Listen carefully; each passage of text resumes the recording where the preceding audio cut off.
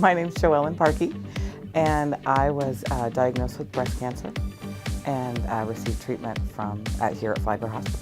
I chose Flagler Hospital because of the great recommendations I got, quite honestly.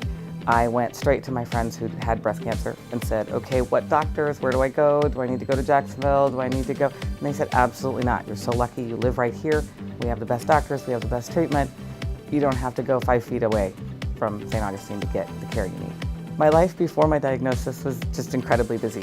I am a professional volunteer, as my children and family like to say. I'm very engaged in the community, and it was important to me to continue that through my treatment because it's what keeps me going.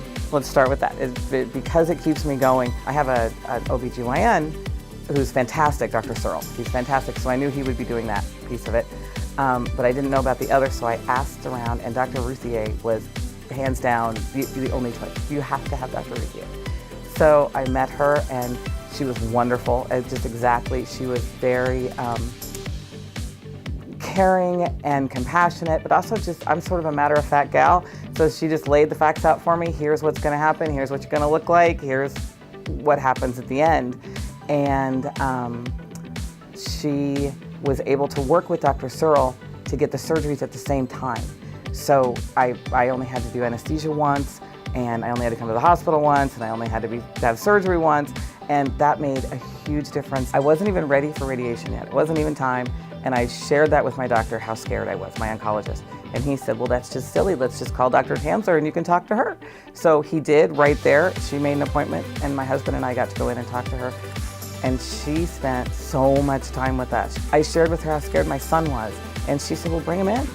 And so I pulled him out of school, and we went in, and he got to watch it happen. He got to see the room, he got to see the thing, and they answered all of his questions, and then he was calmer then too. Because I fill those roles, because I'm engaged with kids and with adults and in various ways in the community, I felt that how I dealt with the cancer was important, and how that might help the next person who deals with the cancer. Flagler made it easy to be a good cancer patient.